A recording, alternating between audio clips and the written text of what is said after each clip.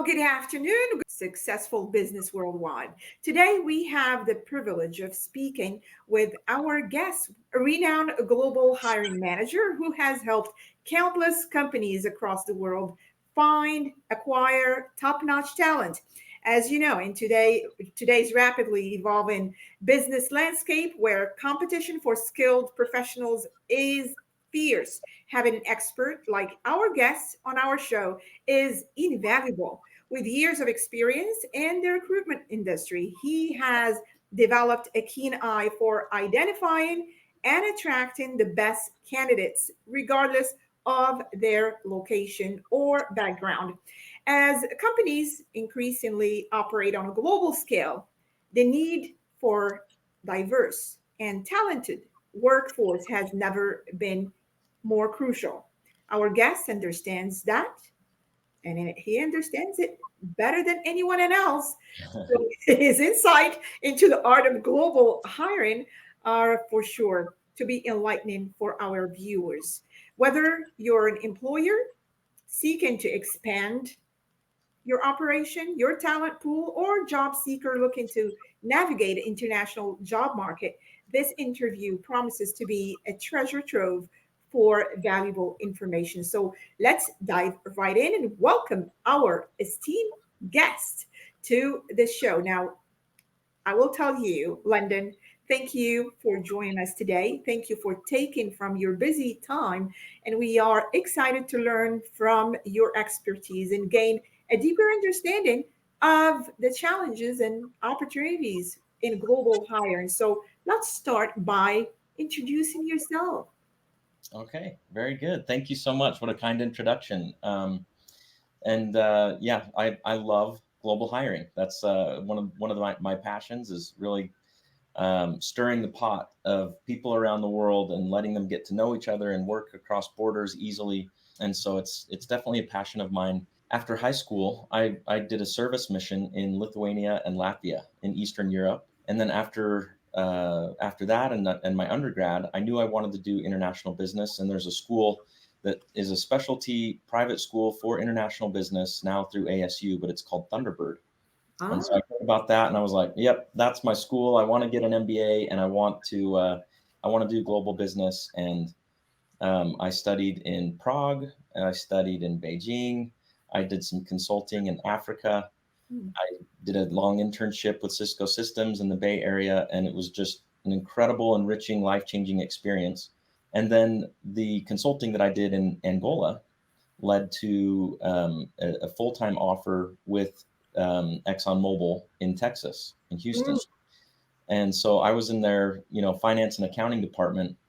Full disclosure, it was like, I'm willing to do finance and accounting if it means I could get another one of those like overseas, what we call the expat assignments, right? And so I wanted to live international, and it was becoming increasingly difficult to get those types of positions. And I can go into that. But it's just really expensive to send an American, especially, to another country with taxes and travel and benefits and all that kind of stuff.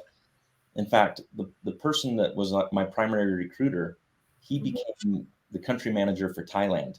hmm, And my wife and I had visited there when I was at school after studying in Beijing, and it was like, oh, how do we get to Thailand? Like that would be incredible. But what's interesting is the first job that I had at the company, they said I was what's called a workforce analyst. So if the company wants to hire more, IT support people or marketing people or HR accounting, like which country location is going to be the best for the business. hmm, So a lot of my analysis was what's the cost per person by country across the world.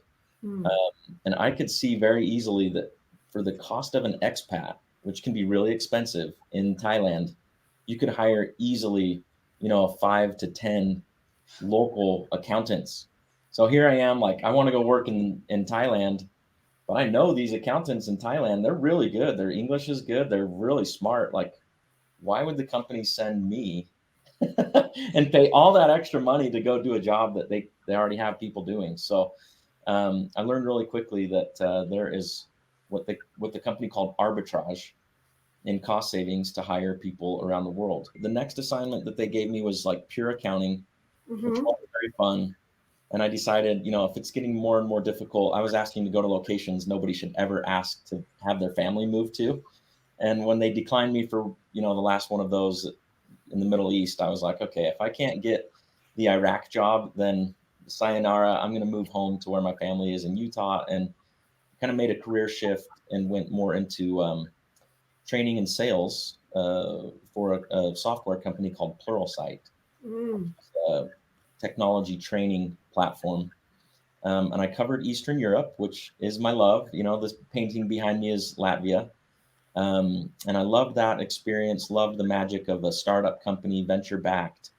The head of international at that company decided he took a role with a global expansion consultancy Uh-huh. and pulled me over with him. And that was really fun, like to help companies hire internationally, different companies all the time.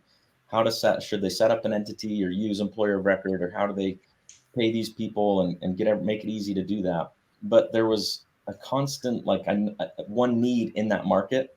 There was a huge demand for it, but one need was like good customer experience, good service. Mhm.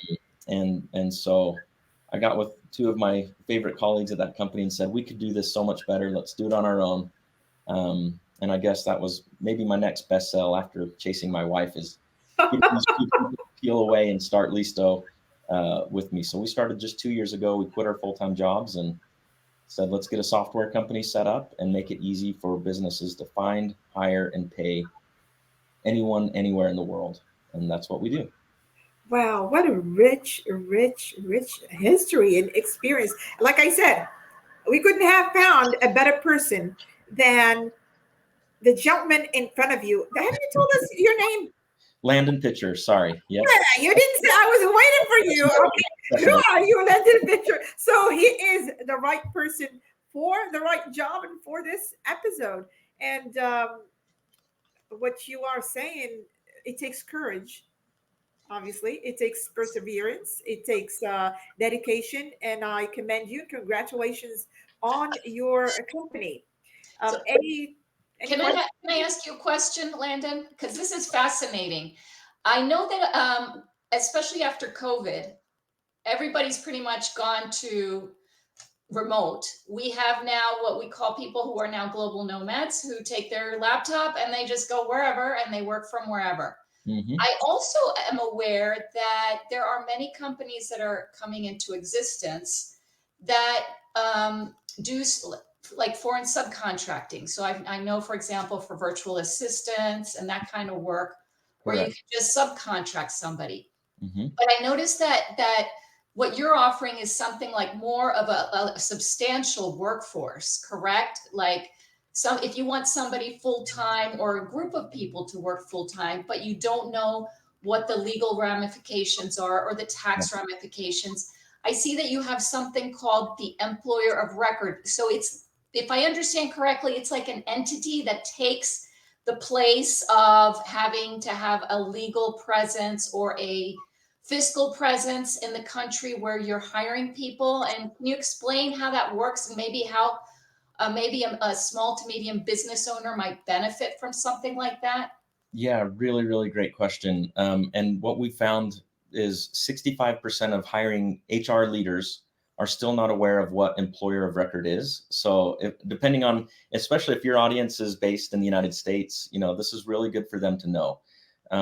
Because if you're hiring someone, let's say your company's based in, Kentucky, and you have a really great AI computer programmer in California. If you want to pay that person in California, you have to register with the California tax authorities that I'm paying this person, and there's going to be California payroll taxes and benefits and social security and everything that way. So you can't just Venmo them in California. That's all under the table. Well, now, like, instead of San Jose, California, let's say it's San Jose, Costa Rica. Now what do I do? Like, it's not just that easy to go register, to pay someone in Costa Rica, because I need to have a legal entity like an LLC. I need to have, what they call a limitada. And then because I put my flag in the ground in Costa Rica, now I'm going to need accounting, taxes. I've got a compliance filings that I've got to do with the Costa Rican authorities. And so, boy, like that's a lot. And I also have to navigate the nuances of labor laws and HR and all those other kind of problems. So what the employer of record allows us to do is say, instead of you setting up an entity in Costa Rica just to hire 2 or 3 people, use our entity. We already have Listo Costa Rica. We have our limitada set up. So we will be their employer on paper, and we'll provide their payroll, their HR, their benefits, but they are your employee from the standpoint of they can have your LinkedIn, they put your company on LinkedIn, business cards, email address. The day-to-day work is with you, the company. And we don't manage performance, anything like that. We're truly just that, what it's called, employer of record. And so we have a software that makes it easy. You can pick your country and put in the name and information of the person that you want to hire. And then that starts an offer letter and an employment contract, and you get on with our team, and we can help to facilitate that employment in a very easy way. And again, I use the example of Costa Rica, but it's pretty much any country that you'd want to do business in. So sorry for if you're trying to hire someone in North Korea or Iran or something like that, kind of difficult for us right now. But anywhere you want to hire someone, we're set up and ready to go in nearly 200 countries. I do have a question, Landon, about identifying the top talent globally. What are the key factors you consider when evaluating candidates from different cultural backgrounds and geographical areas?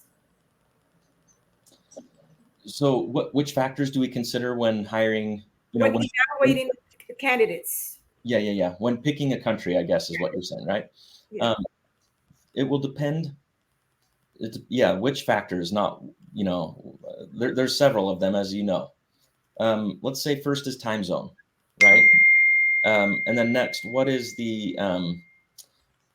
what's the driving force? Are you hiring in a different country because you can't find that person in the United States or in your home market? And it's like, we just need to open up the borders and say, maybe they have this person in Europe or South America, whatever it is.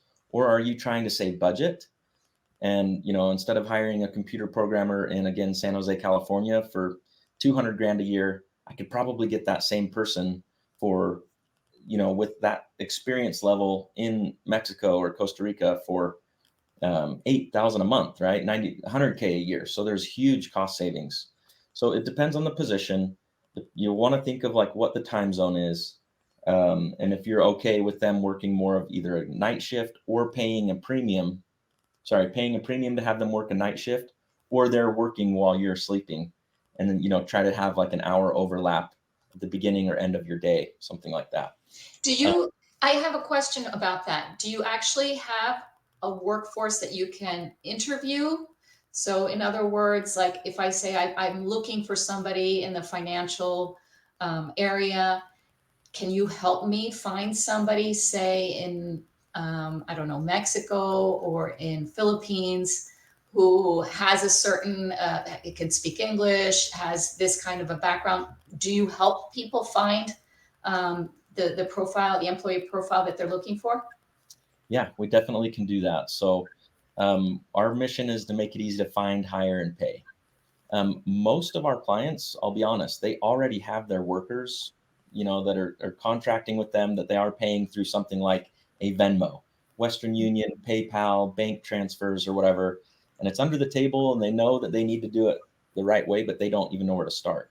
And so we'll come in and help those companies.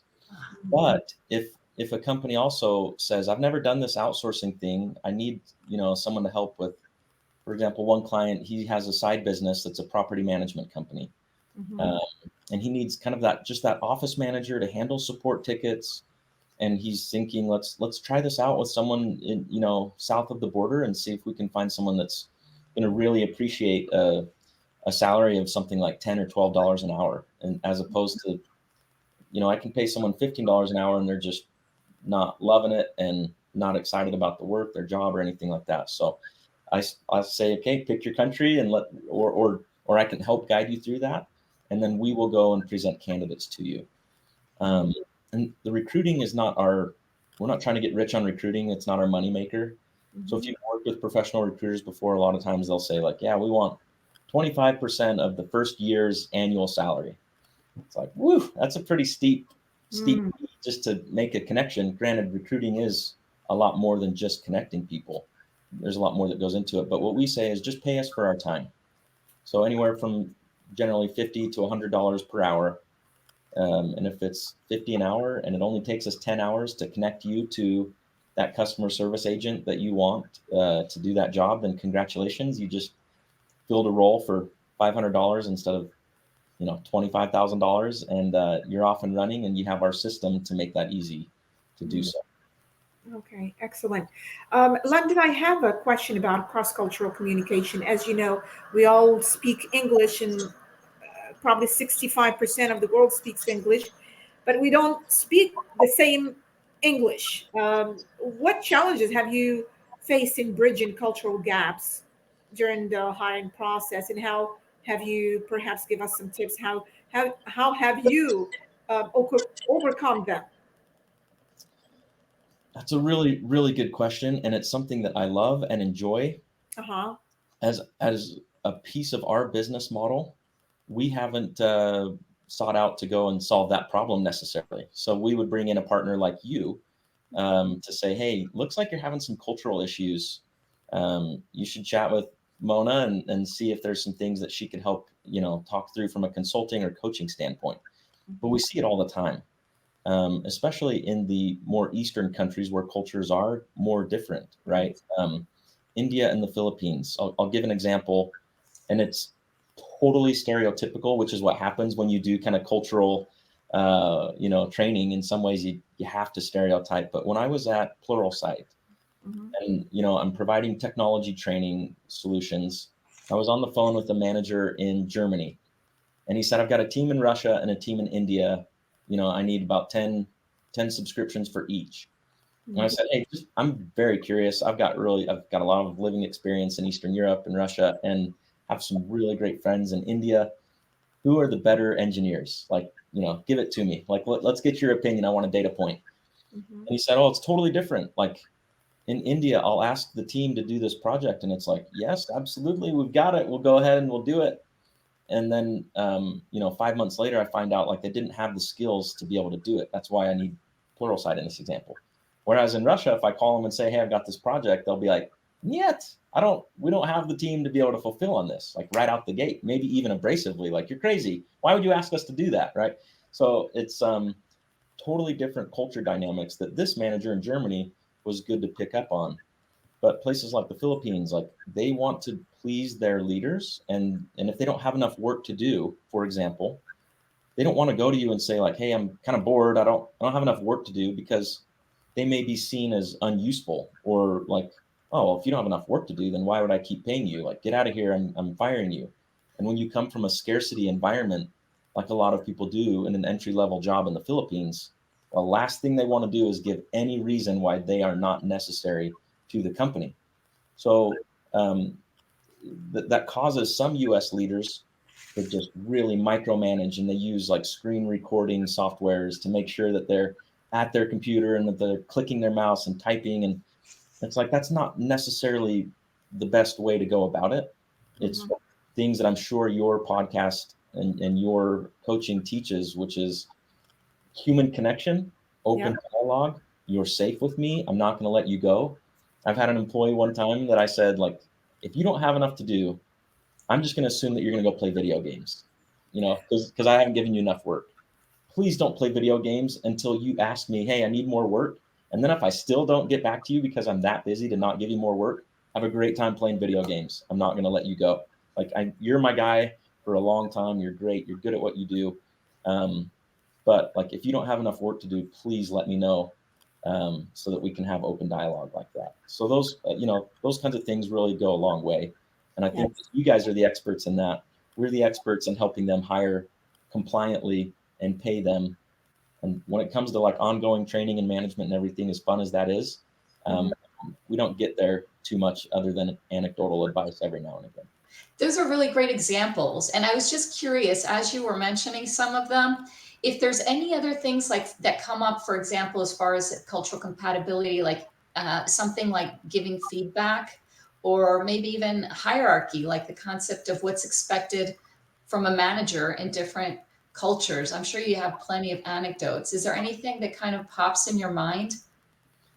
Oh boy.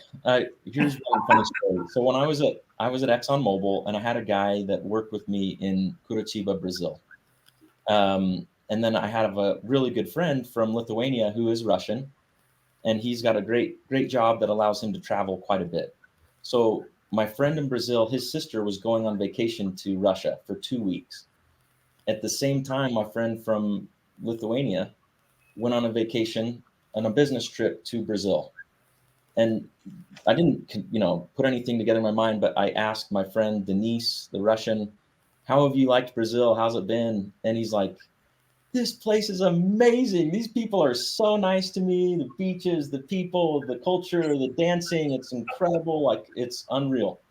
And then I asked my friend, Marcelo, how's your sister liking Russia? She's, got this 2 week trip. He said she came home after 3 days. She could not handle the culture. She's like, everyone was staring at me. Everyone was, I'd ask people, how are you doing? And they were like mean to me. So she just didn't know what she was going to. She didn't appreciate it. Whereas I love the people of Eastern Europe because I can appreciate the history, the culture, what makes them a little bit more what we'd call closed off and not like hugging strangers like they do in Thailand or Brazil. Well, they don't hug strangers because they have a culture of distrust from a history of where you can't trust your neighbor because they might, submit you to the KGB or something like that. It's real stuff. Yes, yes. Once you can appreciate that, like, okay, now I get it, why they're not as like open and friendly. And when you do meet someone in Russia that's open and friendly, it's a different type of connection than, again, something like a Brazil or something like that. But in the work environment, that's when you ask me right out the gate, like, what factors do you consider for global hiring?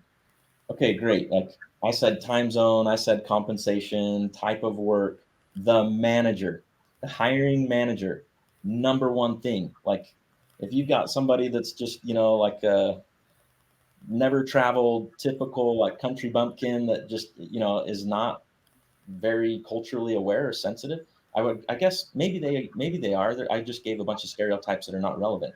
An empathetic manager that Yeah. is ready to learn, oh, okay, this person's in South Africa and I guess they have brownouts and the power will go out for time, like instead of, oh, I can't stand hiring in South Africa, they have brownouts and their power goes out. I've got a guy from Georgia, actually from the woods of Georgia, that was like, so I bought her a generator so that she could keep the power going and keep her internet going. It was like, you just bought a generator? Like, just like that? Like, that's amazing, right? So having the empathy is so critical to global hiring. Like, and Yes. if you've got a hiring manager on your team that's not the most empathetic, Yeah. probably not best for global hiring yet until they've been through some real training. Yeah, absolutely. I agree and echo every word, Landon, because I have a team also in India and we go through the same thing. Um, let's talk about diversity, equity, and inclusion. Okay. Um, what advice would you give to companies looking to build a more diverse and globally minded talent pipeline? Well, I feel similarly to how I feel about hiring someone at a lower cost point in a different country. Hmm. It feels like a hack. It feels almost like theft, right? It's like, wow, this person is so great. I'll go back to my guy in South Africa. Hmm. To hire him in Utah, he's going to need a base compensation of at least, $5,000 per month, 60K a year. He's great. He's skilled. He's driven. He's our values. I love him. But he came to us through another client at $1,500 per month. Hmm. He's maybe one of the favorite people that's ever worked for me in my life. Hmm. And so from that standpoint, like we've raised his compensation since then quite a bit, but it feels like, wow, what a hack. What, like I've found, just discovered something that's incredible. And some of our clients that are early in global hiring feel that way. But I would think it's the same thing in diversity. Like Hmm. here you are spinning your wheels, trying to meet diversity quotas and bring in new thoughts and new ideas hiring in your local community to come into your office, like I said, in Kansas or wherever, Montana, if you want some diversity, like hire in Egypt and see what they learn. And, I've got a new client onboarding that's in Tel Aviv, Israel. And I've also got a new client that just joined us from Egypt. And, we hear everything on the news, and we have people in Ukraine. Like, if you want to develop empathy and get like what diversity and inclusion, the goals of those are not just to, spread out opportunities amongst our own tight-knit communities, but also to give people opportunities around the world, in my opinion. So let's give those people opportunities and then listen to them and learn from them. And you almost can't not develop empathy when one of the people that you interact with on a daily basis is in another country that's experiencing things firsthand. So I have a question about communication. Have you ever found that, for example, people in cultures that are a little more indirect and diplomatic might have difficulty with cultures that are a little more direct and to the point, more task oriented? Have you seen any issues, and do you give them any kind of advice as far as how they might face things like feedback or instructions on how to do things? Anything that you've observed as far as the communication piece goes? Yeah, I mean, the example that I gave with the people going on vacation in Brazil and Russia, not necessarily a work relationship, but had they worked together, can you imagine, right? Like, if someone in Brazil is reporting to someone in Russia, they're just going to think like, wow, this person hates me all the time.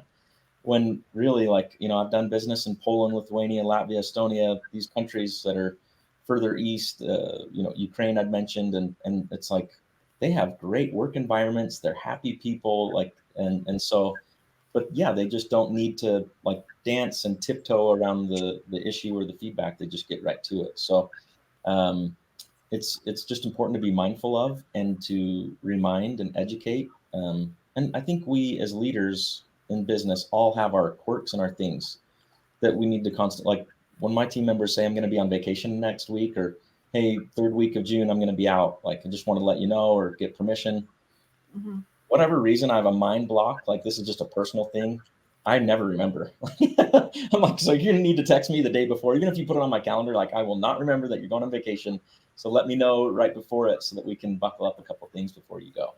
And I think it's one of those, like, constantly remind your people that like we have different communication styles, preferences, and so when you're going to get feedback from Vladimir, then just be prepared that it could come a little bit abrasive, but it's okay, it's done in love, and we just want to improve and be better. So. Okay, well, we know that you're busy, Landon, and we appreciate your time. We won't keep you any longer, but I do have a last question for you.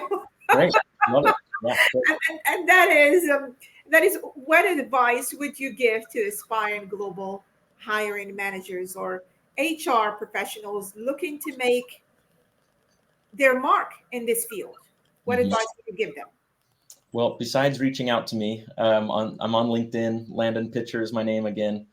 What advice would I give to them? I think is probably just get ready to experience a really fun journey. I don't know a lot of people that just try global hiring and then they're like, that's it, I'm done. Didn't work. Most of the time they're like, that was really cool, I learned a lot of things, and I loved my people there, or I didn't, but I want to try this country. So just buckle up, take the plunge. We'll help to make it easy for you, and ease your fears on some of the nuances and things that you may not be prepared for, but go for it and do it, and you'll learn a lot, and it'll be a great experience for you and the person that you're hiring. Well, excellent. Thank you so much for your time. Landon Pitcher is the man for you for any hiring projects you have, or whatever question you may have in global hiring arena. Reach out to him so they can find you in LinkedIn and direct or website. Website is listoglobal.com. Listo means ready in Spanish and a few other languages, actually. So listoglobal.com is our website. Okay. Well, you want to be Listo. Yes. All right. Thank you so much. You have a wonderful day. Okay, great. Thanks for your time as well. Enjoy the rest of your day. Bye-bye. Bye-bye.